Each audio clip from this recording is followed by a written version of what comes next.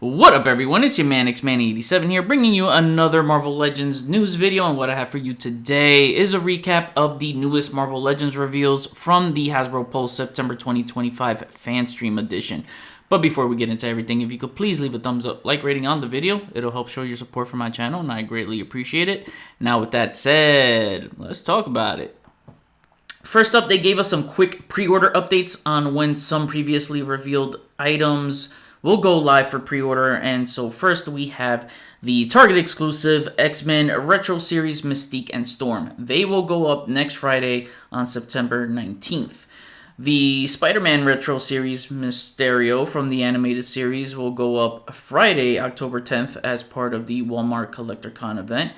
And then lastly, the Cosmic 2-pack of Star Fox and Champion of the Universe will be an Amazon/fan channel shared exclusive, and that goes up for pre-order Thursday, October 2nd. Next, we get the full wave reveal of the mini comics Wave 2. They kicked it off with Pharaoh. I already spoke about this figure back when it was revealed at San Diego Comic-Con, so I don't want to repeat myself and not waste anyone's time here, but just so you see what she comes with, it's just a set of opened and closed hands. The mini comic is X-Force issue number 1 cover, which is two-sided. Great.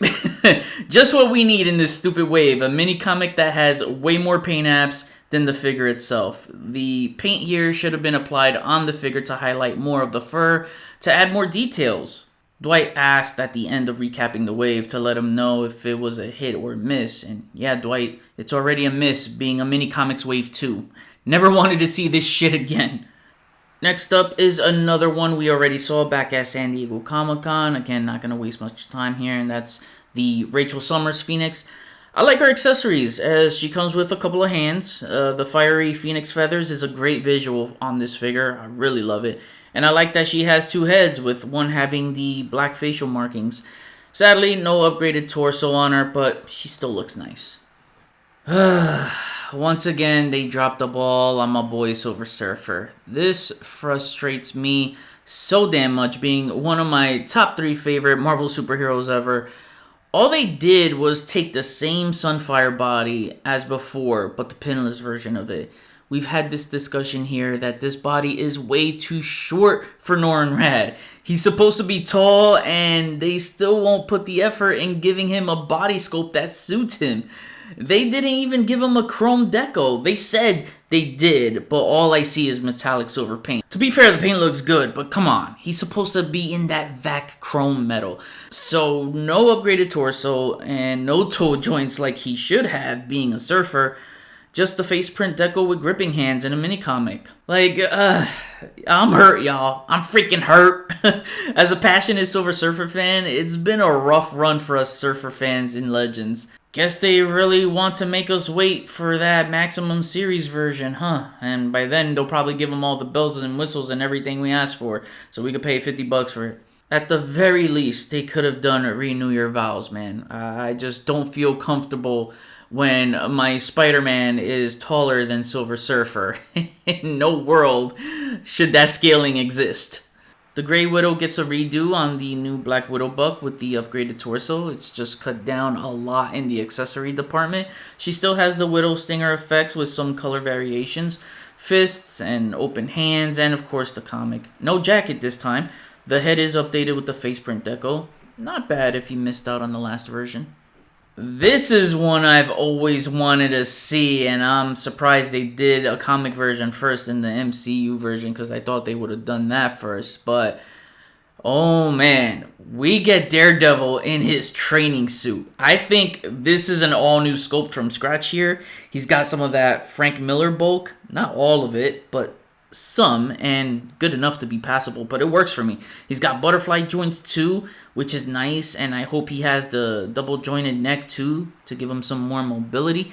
The kicks came out dope. He's got fists and multiple hands. He's got his billy club, which on this render is not shown, but he does have an actual rope tied at the end tip. Like, it's not plastic sculpted at all. It's an actual rope, which is a sweet added touch. But bro, how fucked up is it to give a blind man a comic he can't read? Like, this photo here cracks me up so bad because he's holding the comic, but he's posed looking up and not down on the comic, which is pretty accurate to a blind man. I couldn't stop laughing at this. It's fucked up, but funny, man. Make it make sense, though, Legends team. Come on. They did Murdoch dirty here, giving him a book he can't read. I guess we'll have to have Elektra read it to him. Oh, wait. They still have yet to give us a new Elektra, too. Overall, I think this figure is fire, and it's one of my most wanted in the wave. Lastly, to round out the wave, we get Astonishing X-Men Beast, and this is one of the best updates I've seen from Marvel Legends. Absolutely destroys the last one. I love how they executed this. The sculpt is great. You can see some bits of fur over the forearm bands, the seam work on the tights. I can definitely see some parts from here that can be shared later on an X-Men First Class Beast. The articulation is still there for Beast with the butterfly joints, double diaphragm, and even toe joints. These are new feet actually, as the toes are fully covered in fur.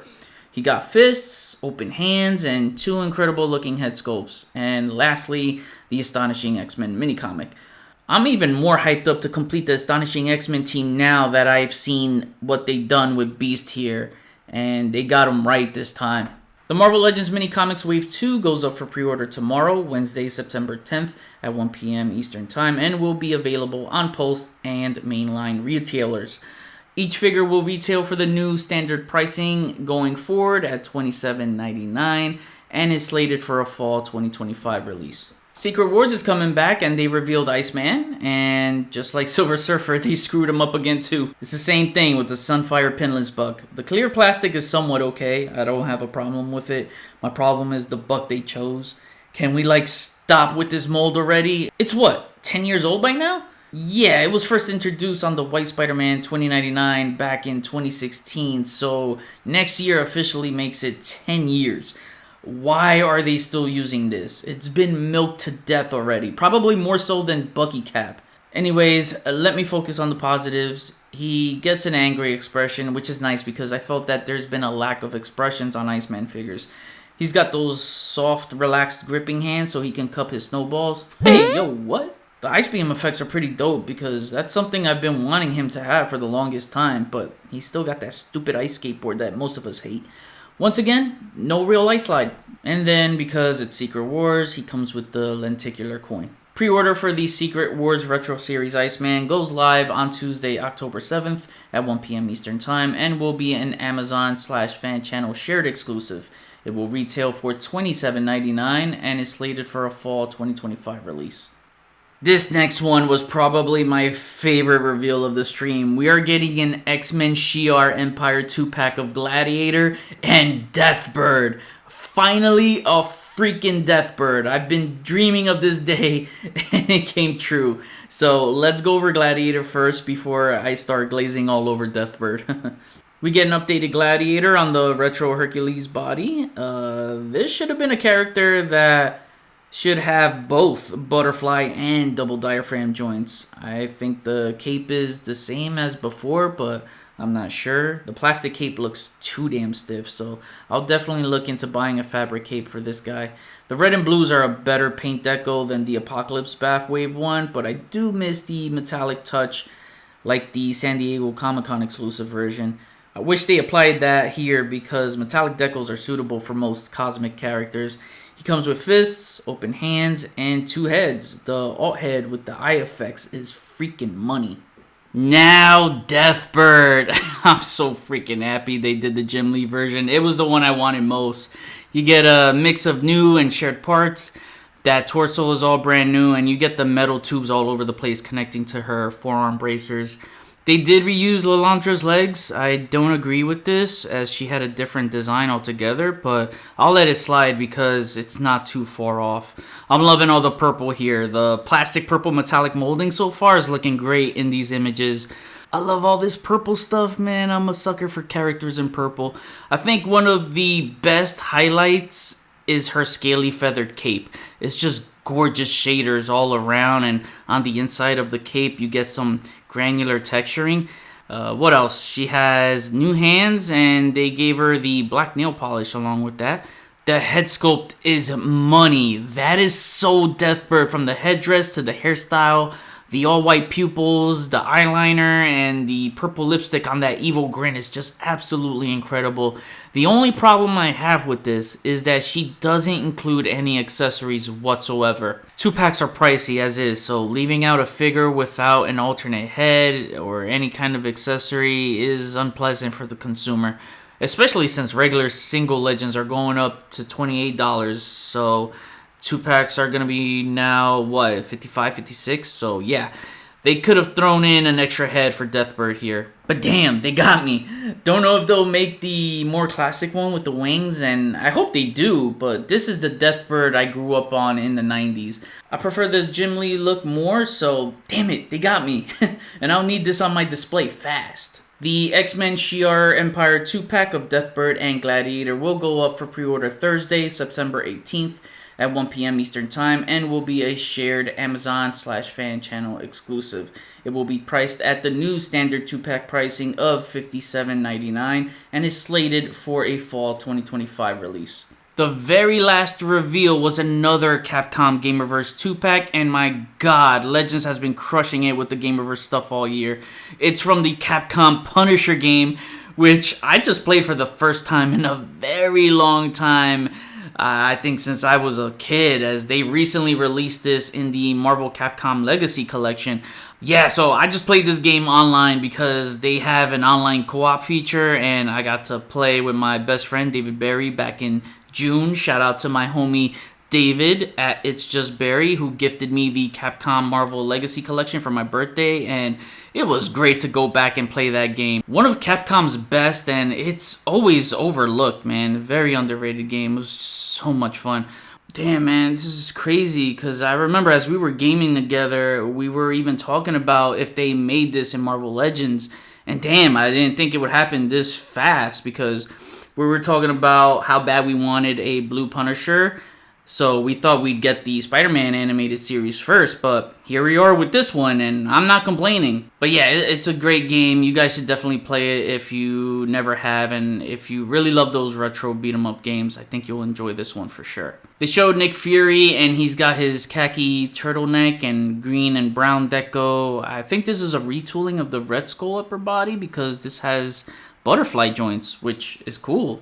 It could be another new mold, but it looks like the harness isn't keyed into the sculpt like the shield buck, but yeah, it just seems to be overlay.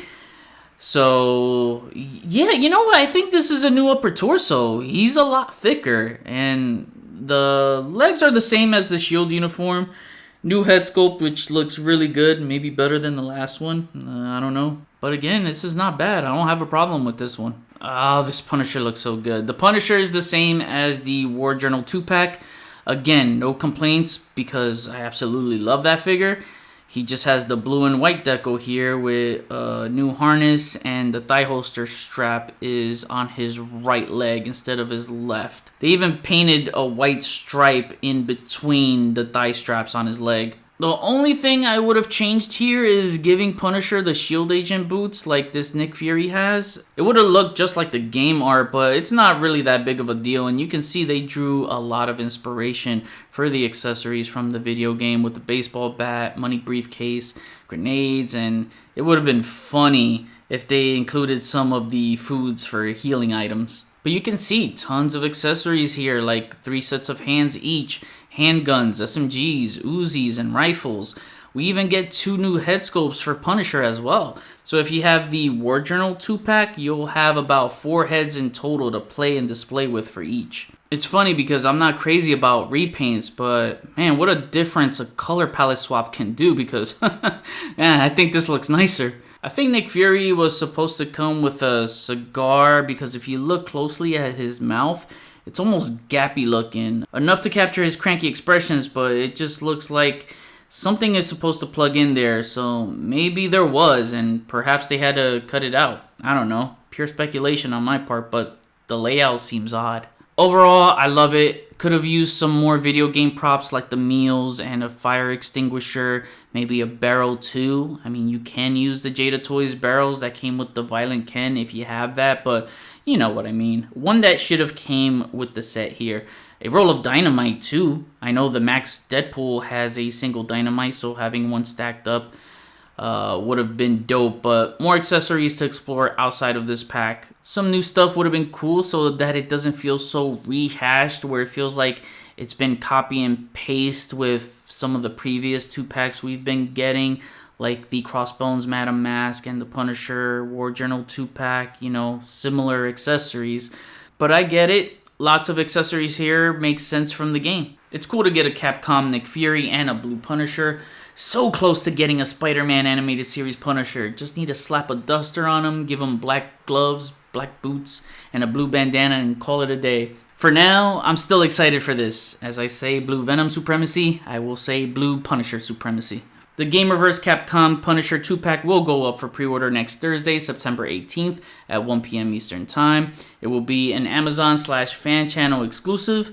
It will retail for the new deluxe 2-pack pricing of $62.99 and is slated for a fall 2025 release. As expected, they ended the stream with a teaser and we get 2 items. I don't know if these will belong to the same character, but it could belong to 2 different figures. The travel bag could be anything, I don't know, but if you saw my IG stories earlier, I posted it right away. I think the stack of gold belongs to Goldbug, and I have that Fleer trading card of him too, where he's holding like a stack of gold. But I don't know, I'm not exactly sure if it's him. It could be used for someone else, you know, maybe a new Black Cat robbing a bank or something. Who knows? I'm just going off what came to mind first. There's an inscription on the gold bars by the looks of it. That's not a detail on the trading card, so yeah, I don't know, but that's my best guess right now. Alright, that wraps it up. The expectations were set to not have as many reveals because they are saving some more reveals for New York Comic Con, MCM, and whatever cons they're hitting up this fall. They'll still have their big end of the year fan stream to set up 2026 in December, so I understand. Plus, they showed way more than I expected today. I thought they were just going to show a wave and a deluxe item, but we got a wave with another retro card release and a few 2-packs. You know how much I hate the mini comics wave. A wave where a fucking comic accessory gets more paint on them than the figures in the wave itself is a huge problem for me. I really can't believe they chose this shit over Bath Waves. After Wave 1, I didn't need to see this shit ever again. The characters in it are cool. Nothing against the figures, except for Silver Surfer, which they failed again. I just don't like how the mini-comic takes up paint and other needed accessories for the figures in the wave. I think Beast and Daredevil are my favorite in the wave. Not sure. I really like Phoenix and Pharaoh too.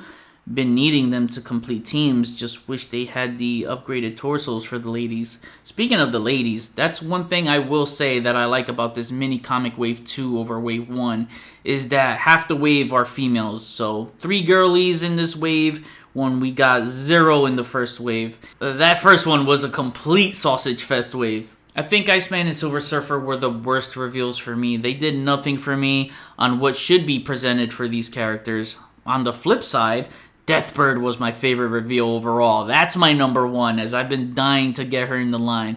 Gladiator could have gotten a much better upgrade. I don't dislike it. Certainly much better than the old Hyperion Buck, as I love that new face sculpt with the eye effects.